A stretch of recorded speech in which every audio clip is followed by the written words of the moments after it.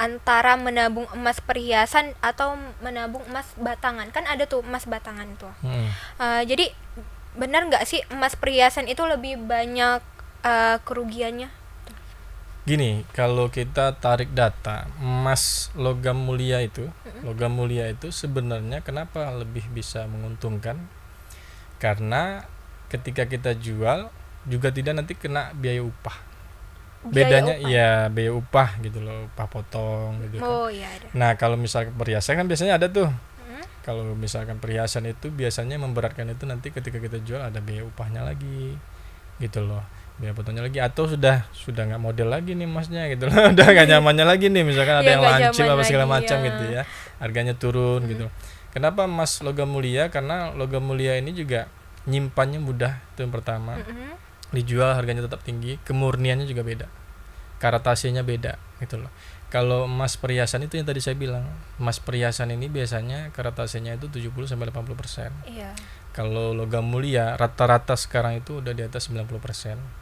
Bahkan kalau misalkan produknya antam itu udah 99%, karatasenya 99,9% gitu loh. Makanya kalaupun kita jual harganya itu enggak ibaratnya malah kan kadang untung gitu. Gitu loh. Kadang orang pengen jual cepat nih, ada nasabah saya itu jual 3 bulan kemudian untung.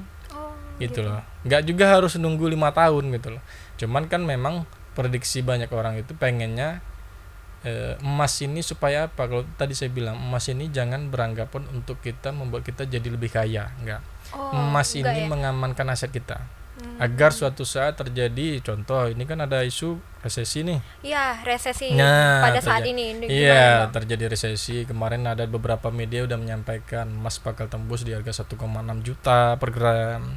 Nah, itu kan sangat luar biasa kan. Kita juga ngelihat kemarin dari negeri sebelah, negeri Panda, China itu udah di bulan November kemarin ngambil lebih kurang 23 ton emas, beli 23 ton emas loh dari Indonesia. Nah, emiten kita juga bertambah memang sebenarnya gitu loh. Cuman kan wah, 23 ton bayangin tuh. Bayangin itu Bang. Emas 23 ton berapa gitu ya. Studio Tribun Batam ini mana ya Bang? Kita ngeliat emas 23 ton gimana gitu ya. Nah, itu mikir keras. Ya, karena sekarang beberapa negara termasuk India pun sekarang sudah berlomba-lomba untuk mengumpulkan membeli emas gitu loh. Makanya kita nggak usah mulu-mulu, kita pun kalau kadang kita kan kayaknya nggak bisa lah kalau beli emas itu cuman 1 juta 2 juta kayaknya masih kurang ya Bang? Iya, nggak guna. Lebih bagus seperti itu saran saya. Kenapa saya bilang seperti itu? Karena kalau kita nunggu uang ada 100 juta terkadang pikiran kita udah yang aneh-aneh tuh, pengen beli mobil lebih keren daripada beli emas gitu. Bercabang-cabang gitu Bang pikirannya. Iya. Aku udah ada 100 juta nih. Tadinya mau beli emas nih. Iya. Beli mobil aja lah. Iya. Apalagi keluaran nanti yang seri terbaru, handphonenya ada yang baru. Kayaknya daripada beli emas mending beli ini dulu lah gitu ya. Apalagi anak milenial. Nggak jadi nabung, jadi invest. Nah.